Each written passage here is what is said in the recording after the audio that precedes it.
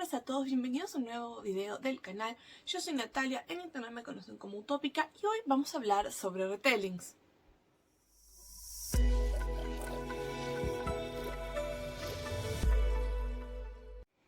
Antes de empezar el video les quiero aclarar un par de cositas. La primera es que este video está basado en mi experiencia personal, tanto como autora como lectora.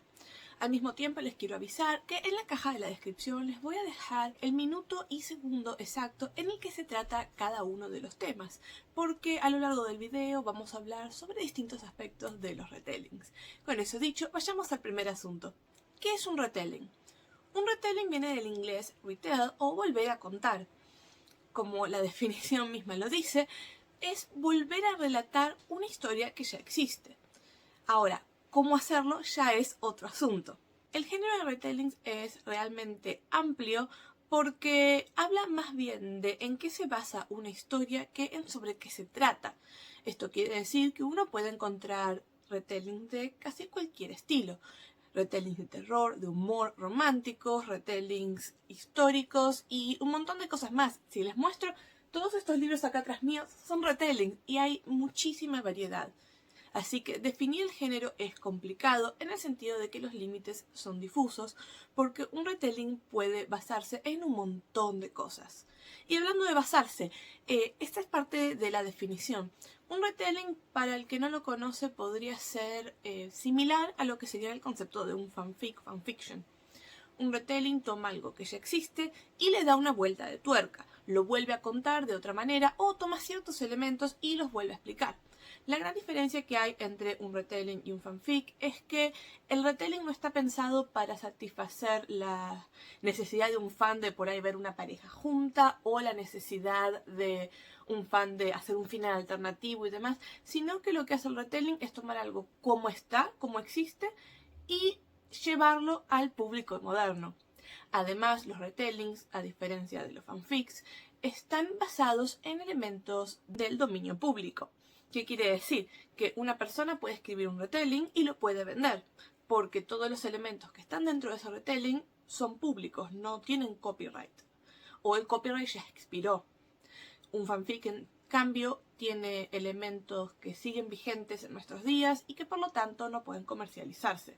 Por ejemplo, no es lo mismo tener una historia basada en Sherlock Holmes, que tiende a ser un retelling, que tener una historia basada en los miembros de una banda musical que esté de moda, que sería un fanfic. ¿Cómo se determina qué es del dominio público o del dominio privado? Ya es un tema legal, en cada país es diferente y se basa siempre en el país del autor o del creador de la obra original. Esto es complicado, es un tema legal y por eso los retellings muchas veces se basan en elementos mitológicos, en elementos folclóricos, en historias que son bastante antiguas, historias de las que no quedan dudas de que ya están en el dominio público y similares. Los retellings además pueden ser extremadamente parecidos a la obra original o pueden ser tan distintos que quizás son casi reconocibles. Ejemplos de esto que tengo acá atrás, una historia que se parece muchísimo al original es Orgullo y Prejuicio y Zombies, donde se toma la trama original tal cual está y se añaden los zombies. Y un ejemplo de un retelling que es muy distinto al original es la saga de las Crónicas Lunares de Marissa Meyer. En esa historia futurista tenemos a la Cenicienta, que es un cyborg, en un mundo mucho más lejano que el nuestro, donde hay gente viviendo tanto en la Tierra como en la Luna. Y uno se da cuenta en ese aspecto que hay muchísima variedad en lo que es qué tan parecido es el retelling al original o qué tan diferente es. Y ahí es donde entra también en juego otra palabrita que suele causar muchísima confusión, que es el tema de una adaptación. Una adaptación no es lo mismo que un retelling. Una adaptación, por ejemplo, es cuando una empresa agarra un libro y la adapta a la pantalla para una película. Se hacen 2 o 3 cambios para que sea más cinematográfico, pero sigue siendo basado en el libro, sigue siendo casi igual al libro. Pongamos por ejemplo Harry Potter. En Harry Potter, por ahí la película 1, faltan 2 o 3 escenas del libro que son claves, hay un personaje que no aparece y demás. Pero sigue siendo el mismo libro, la misma trama y casi no hay diferencias. Eso es una adaptación, que no es lo mismo que hacer un retelling, porque en un retelling la historia se cuenta de nuevo y de otra forma, con otro estilo narrativo, con personajes nuevos, con giros raros en la trama. El retelling no es un fanfic y no es una adaptación. Y eso es por ahí donde se genera mayor confusión para las personas que recién están sumergiéndose en el universo de los retellings. Ahora, aunque yo les digo que recién se están sumergiendo, ustedes por ahí no se dan cuenta o no lo saben, pero los retellings existen desde hace un montonazo. A las personas nos encanta escribir las mismas historias o volver a contarlas con una vuelta de tuerca. Si bien el término de retellings es realmente nuevo y no tiene más de 10, 15 años, el concepto de volver a contar una historia existe desde muchísimo antes y es algo que a las personas en general nos encanta. Si uno se pone a buscar en internet, hay muchísimas películas y libros que han tomado historias que ya formaban parte del dominio público para volver a hacerlas. Por poner ejemplos muy obvios, tenemos las historias que son películas de Disney. La mayoría tienen como idea base algún clásico que está modificado y recontado de una forma tan distinta que no se parece en absolutamente nada a lo que era la obra original. Es un retelling de por ahí un cuento o de una fábula que Disney decidió tomar y darle su propio giro. El ejemplo por ahí más conocido de los más antiguos es la película de Pinocho, donde tenemos personajes nuevos que no existen en el libro original, como podría ser Pepe Grillo. Y esto nos lleva al siguiente tema: ¿por qué es que la gente hace retellings?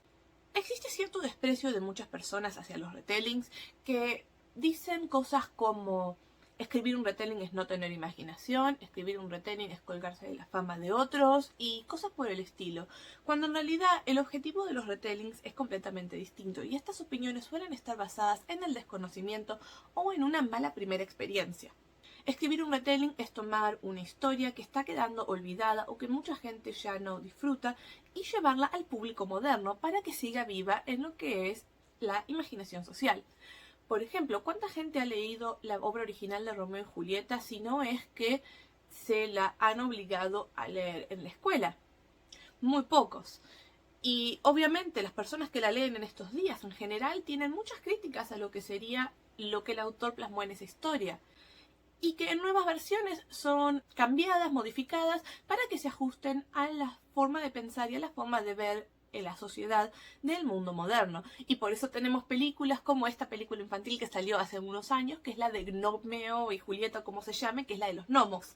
Los retellings buscan precisamente eso, llevar conceptos que son importantes para la historia, conceptos que marcaron por ahí la literatura y la mitología y el folclore de las personas en el pasado, para llevárselo a nuevas generaciones de manera que se adapte a cómo somos nosotros en estos días.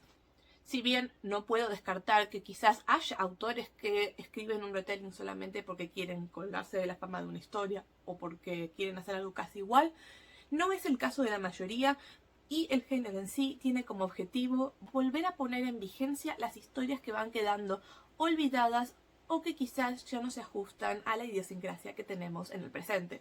Hablemos ahora de la clasificación de los retellings. No existe una forma oficial de diferenciarlos. Hay personas que los marcan por qué tan cercanos o lejanos son en cuanto a la versión original. Hay personas que los dividen por si son humor, terror, romance y demás. Pero a mí sí me ocurrió hacerlo más bien en el sentido de cómo es que fue concebido ese retelling. Y obviamente esta clasificación es algo que se me ocurrió a mí, que lo inventé yo, y que por ahí a ustedes no les sirva o no les guste, pero yo creo que es la forma más fácil de decidir qué clase de retelling son los que nos interesan leer.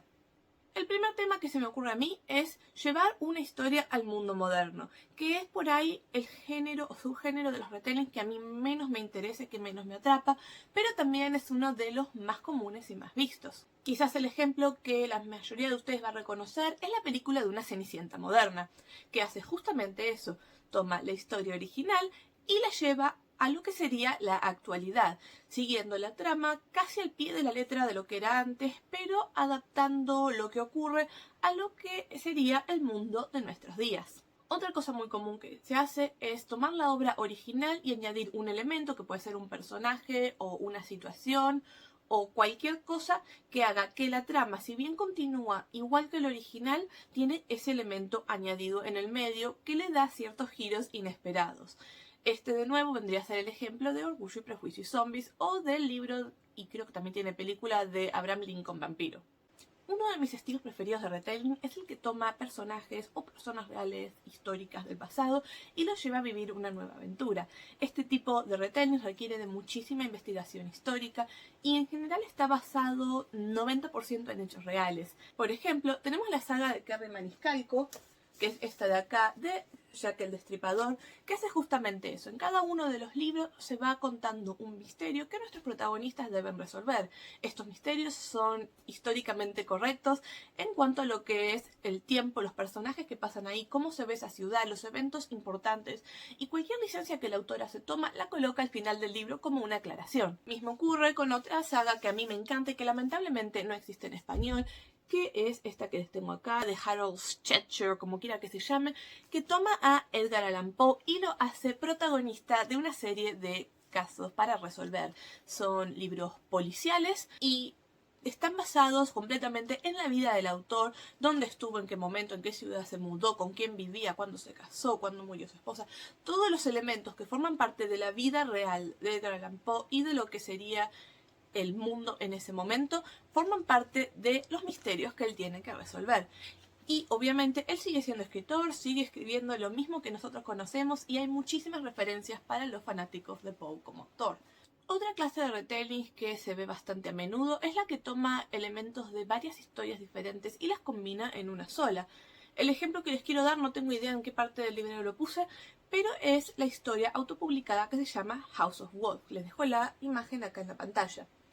Esta novela justamente tiene personajes de distintos cuentos de los hermanos Grimm interactuando todos en un mismo universo. Otro ejemplo similar, si ustedes prefieren algo más conocido, es la serie de Once Upon a Time. Dentro de lo que es el género de retellings, uno de los subgéneros más conocidos y que se volvieron más populares en los últimos años son los que están basados en elementos mitológicos, y esto se lo debemos a la saga de Percy Jackson. Sin embargo, hay muchísimas otras historias que hacen lo mismo y que lo que buscan es que el público joven se enamore de la mitología y aprenda sobre mitología a través de historias que resuenen mejor con su edad y que dejen de lado quizás las partes más oscuras y cuestionables de esos mitos. Otro estilo de retelling que a mí por ahí tanto no me encanta, pero que se usa mucho, es el de hacer una precuela o una secuela al original. Un ejemplo que yo disfruté bastante es la saga que tengo acá arriba de Dorothy debe morir. Esta saga ocurre luego del Mago de Oz y nos presenta un mundo de Oz que fue prácticamente destruido por Dorothy, a quien el poder se le subió a la cabeza. Muchas veces las personas crean precuelas y secuelas para llenar vacíos de la historia o para contar un poco de cómo es que las cosas estaban de cierta forma al comienzo del original. Es muy interesante porque esto permite ver nuevos personajes, el origen de algún mundo y un montón de asuntos que quizás nos quedamos con las ganas cuando leímos la obra real. Esto quizás tiene un objetivo distinto, que no es tanto llevar la obra a nuevos lectores, sino que va más bien con lo que sería el asunto del fanfic y estaría pensado para los que ya son fans del original. Última categoría, pero no menos importante, está la que es el cambio de punto de vista. Muchas veces vemos la historia desde un protagonista, un héroe, y nos quedamos con ganas de saber un poco más. ¿Y cuál sería el punto de vista del villano? ¿Y cuál sería el punto de vista de tal personaje secundario? Esto sería, por ejemplo, la película de Maléfica de Disney, que es una obra en donde vemos la historia de esta gran villana.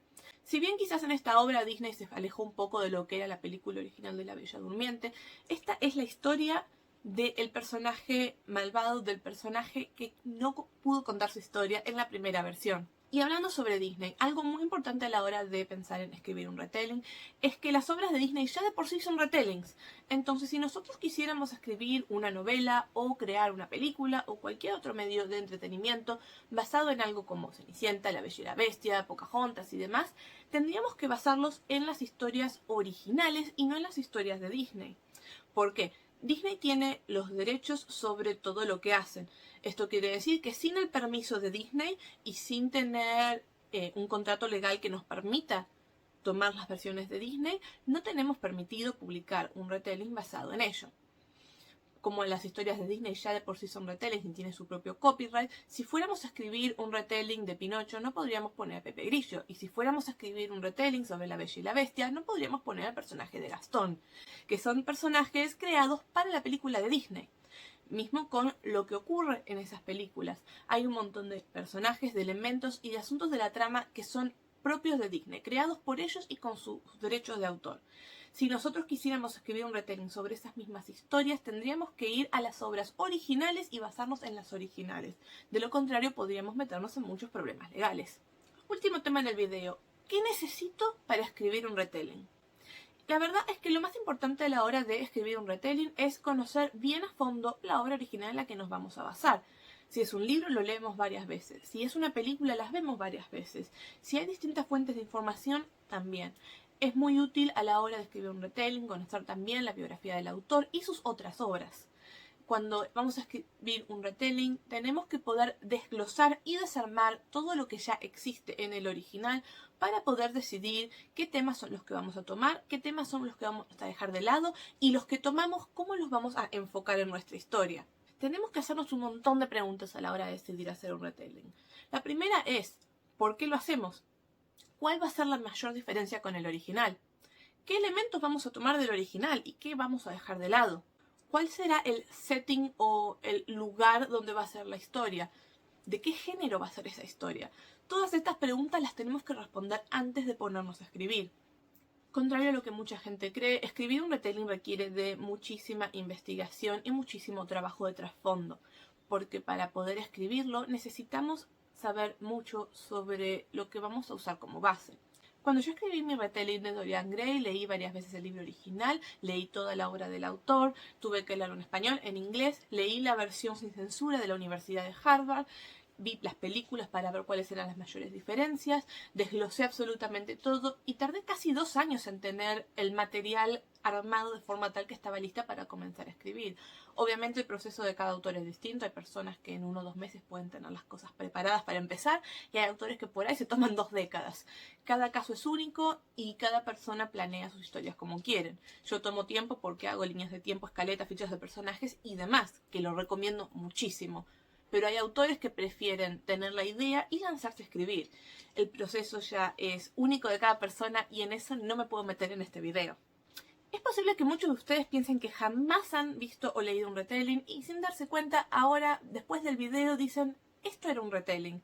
Si les pasó, es normal. La mayoría de las personas vemos o leemos algún retelling sin saber lo que es al comienzo. Pero una vez que podemos definirlo, es mucho más sencillo encontrar otras historias de esa clase que nos gustan. Además, si tenemos una mala primera experiencia, no es motivo para odiar el género, sino que está muy bueno poder buscar otro tipo de retellings que quizás nos gusten más. Mi primera experiencia fue con un retelling llevado al mundo moderno y me pareció espantoso, y después empecé a descubrir otro tipo de historias que me gustaron muchísimo más. Por eso es que hice también la clasificación a lo largo del video. Ahora, antes de irme, quiero dejarles acá al costado en pantalla un par de retellings y libros que les recomiendo y que yo disfruté mucho. Los títulos los voy a listar todos en la caja de la descripción. Van a encontrar algunos que son cuentos cortos, otros que están solo en inglés lamentablemente, algunos que están traducidos, retellings basados en personajes, retellings que cuentan precuelas y secuelas, un poco de todo. Obviamente solamente les estoy listando los que a mí más me gustaron. Hay muchísimos más y los invito a que también recomienden sus retellings preferidos en la caja de la descripción para que otros lectores puedan descubrirlos. Si tienen el tiempo y las ganas, digan también de qué se trata, en qué historia están basados y qué clase de retelling es, según la clasificación que vimos en el video. De esa forma, si alguien está buscando algo en particular, puede encontrarlo con facilidad. Sin más para decirles, les agradezco por quedarse hasta el final del video. Si tienen sugerencias, comentarios o si hay algún tema que creen que debería haber tratado y que dejé de lado, me lo pueden avisar también en los comentarios. Como les digo siempre, si les gustó el video, le den un dedo para arriba. Si no les gustó, pueden darle un dedo para abajo. Si no se suscribieron al canal todavía, pueden hacerlo ahora. Y como siempre también los invito a buscar mis redes sociales que salen en la caja de la descripción. Y si pueden y tienen ganas también, los invito a donarme un cafecito en mi página de Ko-fi, así podré tomar algo calentito mientras preparo el próximo video. Sin más para decirles, nos vemos en la próxima. Chao, chao.